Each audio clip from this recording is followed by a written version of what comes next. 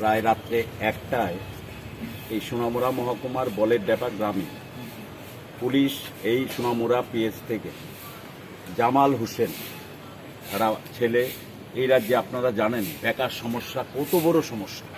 রাজ্যে কোনো কাজকর্ম নেই, চাকরি নেই, কিছু নেই।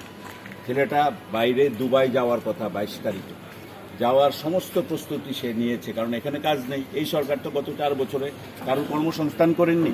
তাহলে বাঁচার জন্য কত হাজার ছেলে এখন মিডল ইস্ট কান্ট্রিতে গিয়ে নিজে খেয়ে বেঁচে ওর পরিবারগুলিকে ত্রিপুরায়, সেই অর্থে ত্রিপুরার ছেলে মেয়েরা তার পরিবারগুলো চলছে। সেও যাওয়ার জন্য প্রস্তুত এবং তার জন্য সে মেডিকেলটা পর্যন্ত করে নিয়েছে, কারণ ফ্লাই করতে গেলে মেডিকেলটা করতে হয়।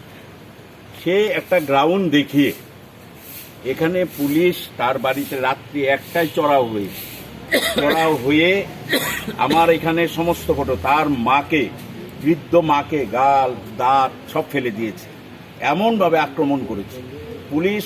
একটা নির্মমভাবে তার মিসেসকে পেটে লাথি মারিয়েছে পুলিশ, নির্মমভাবে তার বোনকে, বাচ্চাদেরকে পিটাই করে ওকে মারতে মারতে, ও চিৎকার করতে করতে পুরোটা রাস্তায় মারতে মারতে মারতে মারতে পুলিশ লকআপে তাকে আনার আগেই পিটিয়ে মেরে ফেলেছে। পুলিশ বলছে যদি সে মারা যায় বা অসুস্থ হয়ে পড়ে তাকে তো সঙ্গে সঙ্গে হাসপাতালে নিতে হবে, কিন্তু ডেড বডিটা কিন্তু লকআপ থেকে রিকভারি হয়েছে। এটা হয়ই না। পুলিশ ডেড বডিটা, এটা মৃত না জীবিত এটা ফাইন্ড আউট তো পুলিশ করে না, এটা করে ডাক্তার। তাহলে তাকে তো হাসপাতাল নিতে হবে। পুলিশ এক এক রকম স্টেটমেন্ট দিচ্ছে, বলছে যে আমরা ডাক্তার এসে, আমি তো আপনাদের নোডাল ডাক্তারকে থানায় তো লকআপে ডাক্তার আসলে তো পারমিশন, আপনারা হাসপাতালে নিয়ে যেতে পারেন। তারপরে বলছে না এক্সিকিউটিভ ম্যাজিস্ট্রেট, আমি এক্সিকিউটিভ ম্যাজিস্ট্রেট কী করে আসলো? এক্সিকিউটিভ ম্যাজিস্ট্রেট তো আসবে তাকে যখন ইয়ে করার জন্য এই হাসপাতালে আসবে। আপনি ঘরে রেখে আর লকআপে রেখে তাকে মারা গেল, আপনারা বললেন যে ন্যাচারাল ডেথ। এই আজকে দেখুন প্রশাসন কোথায় দাঁড়িয়ে আছে। স্বাধীনতার পর ভারতবর্ষে কোনো সরকারের কোনো মুখ্য সচিব, চিফ সেক্রেটারি আজকে সামাজিক মাধ্যমে টুইট করছে যে এই রাজ্যে কোনো আইন শৃঙ্খলা অসহায়। চিফ সেক্রেটারি তার অফিসারদের রক্ষা করতে পারছে না, বিডিওদের রক্ষা করছে। বিডিওর চেম্বারে গিয়ে বিডিওকে যেইভাবে যেমন রাস্তায় ফেলে মারা হয়, রাস্তায় ফেলে মেরেছে বিডিওকে। চিফ সেক্রেটারি অসহায়, পুলিশ অসহায়, সব অসহায়। চিফ সেক্রেটারি বাধ্য হয়ে বিচার চেয়েছেন সামাজিক মাধ্যমের মধ্য দিয়ে।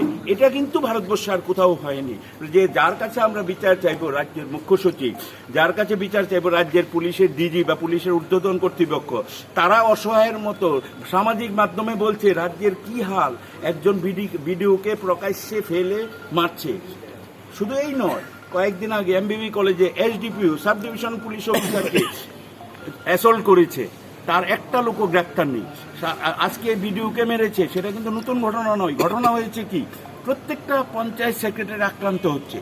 পঞ্চায়েতে গিয়ে বিজেপির মাফিয়ারা পঞ্চায়েতগুলো সেক্রেটারি যা আক্রমণ করছে, একটা পঞ্চায়েত সেক্রেটারিও আজকে নিরাপদ নয়।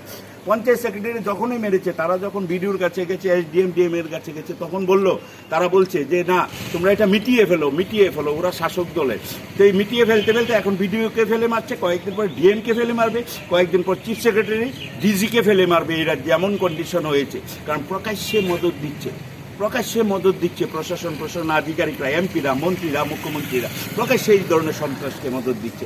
আজকে পুলিশ অসহায়, পুলিশের হাত ছাড়া সারা রাজ্যে একটা জঙ্গলের রাজত্ব কায়েম হচ্ছে। আমরা চাই জামাল হোসেনের একটা সুষ্ঠু তদন্ত হোক। আমরা বলেছি, আমরা সাহায্য। আমি তার বাড়িতে গিয়ে তার মার যে বক্তব্য, তার মার যে অবস্থা দেখলাম, এটা দেখে আমি সত্যি মানে মর্মাহত যে এটা হয় নাকি।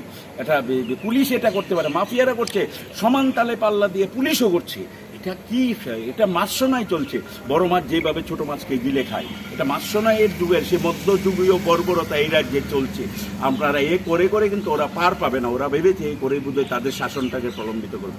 আমরা চাই জামাল হোসেনের ঘটনায় সুষ্ঠু তদন্ত এবং রাজ্যবাসী, দেশবাসী যাতে জানতে পারে যে লকআপের ভিতর কিভাবে পিটিয়ে মেরেছে ওকে, যাতে এই রাজ্যের মানুষ জানতে পারে।